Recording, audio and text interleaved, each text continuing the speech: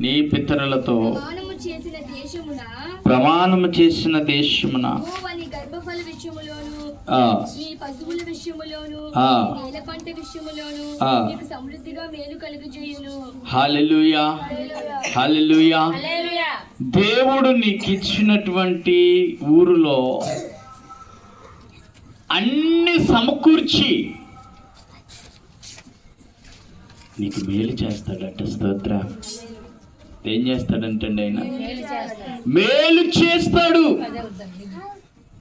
అన్ని సమకూర్చి నీకు సమకూడిన తర్వాత నీ చేతుల్లో పెట్టి నీకేం చేస్తానంటున్నాడండి ఆయన. ఏం చేస్తాడంట? ఏం చేస్తాడు?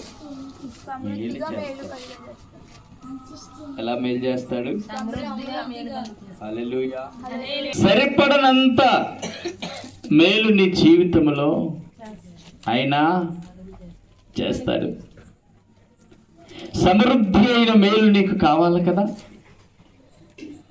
కీర్తనల గ్రంథం 31:19 చూద్దాం. 31:19 కీర్తన. హల్లెలూయా. నీలో భయభక్తులు కలిగిన వారి నిమిత్తము నువ్వు ఎంత మేలు దాచించావో కానీ అది ఎంత గొప్పది.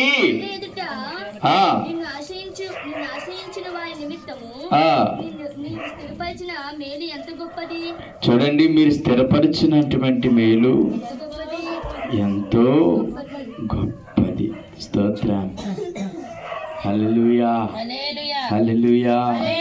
ప్రభునందు ప్రియమైనటువంటి బిడ్డలారా, నీ కొరకు దాచి ఉంచిన మేలు ఎంత గొప్పదో. ఏంటంట? నీ కొరకు దాచి ఉంచిన మేలు ఎంతో. అవునా? నిజమే అంటారా? నిజమే అంటారా? నీ కొరకు దాచి ఉంచినటువంటి మేలు ఎంతో ఎంతో గొప్పది. ప్రభునందు ప్రియమైనటువంటి వారు, దేవుడు అట్టి మేలు దాచి ఉంచాడు నీ కొరకు. అట్టి మేలు, చక్కనైనటువంటి మేలు నీ కొరకు దాచి ఉంచాడు. సహోదరి, సహోదరుడా, నీ యందు భయభక్తులు గల వారి నిమిత్తము నీవు దాచి ఉంచిన మేలు ఎంతో గొప్పది. నరులని ఎదుట నిన్ను నరులు ఎదుట నిన్ను ఆశ్రయించిన వారి నిమిత్తము నువ్వు సిద్ధపరిచిన మేలు ఎంతో గొప్పది. హల్లెలూయా.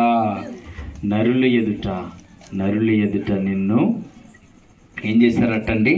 నరుల ఎదుట నిన్ను ఆశ్రయించిన వారు. ఇట్లారా చూసారా? నరులకు భయపడి, వారికి భయపడి, వీరికి భయపడి ప్రార్థనకి వెళ్ళాలంటే వారికి భయపడి, వీరికి భయపడి భయపడుతున్నటువంటి బ్రతుకుల్లో ఉన్నటువంటి వారి గురించి దేవుడు ఆలోచించట్లేదు. కానీ వారి ఎదుట దేవుని ఆశ్రయించు వారికి ఎంతో మేలు, ఎంతో గొప్ప మేలు దేవుడు చేయాలనుకుంటున్నాడు. నీ జీవితంలో ఎంతో గొప్ప మేలుని చేయాలనుకుంటున్నాడు. ఎంతో గొప్ప మేలు.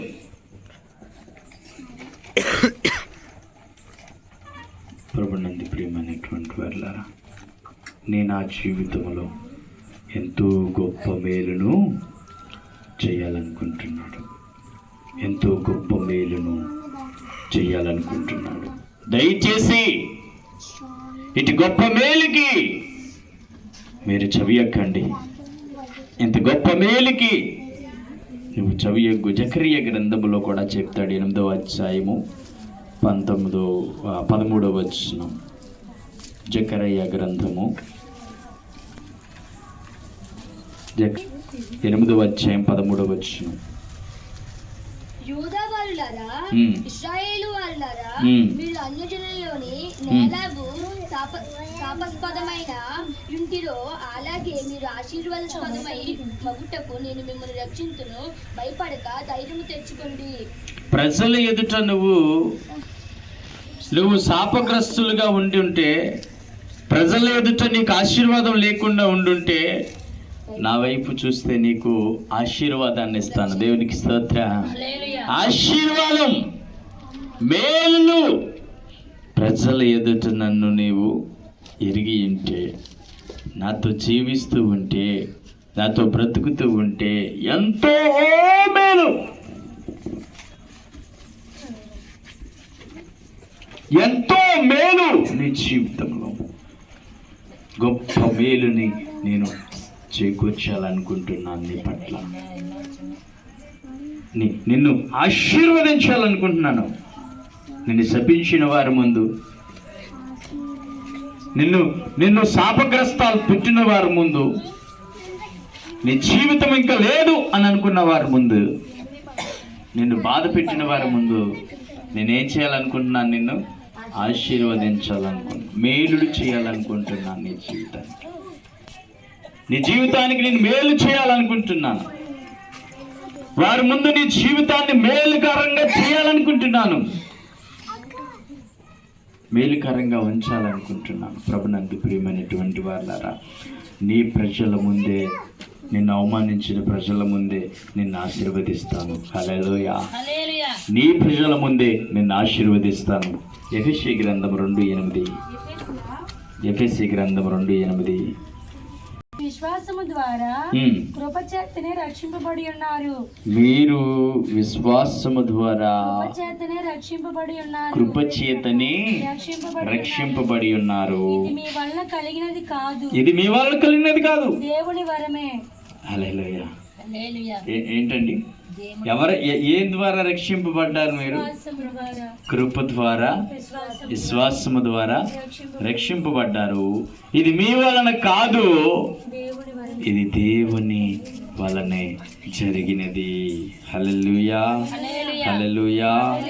ప్రభునందు ప్రియమైనటువంటి బిడ్డలారా, మీ పట్ల ఆయన ఒక ఉద్దేశం కలిగి, ఆయన కృప ద్వారా మనము రక్షింపబడ్డాము. మన విశ్వాసము ద్వారా మనము రక్షింపబడ్డాము. ఆయన మనల్ని రక్షించాడు, గొప్ప మేలు చేశాడు, ఆశీర్వదించాడు. గొప్ప అవమానకరమైనటువంటి జీవితంలో బ్రతుకుతున్నటువంటి బ్రతుకుని ఏం చేశాడంటే ఆశీర్వాదకరంగా మారుస్తున్నాడు. ఆశీర్వాదకరంగా మారుస్తున్నాడు. నేను ఆ బ్రతుకుని, నేను ఆ జీవితాన్ని ఆశీర్వాదకరంగా మారుస్తున్నాడు. హల్లెలూయా. ఆశీర్వాదకరంగా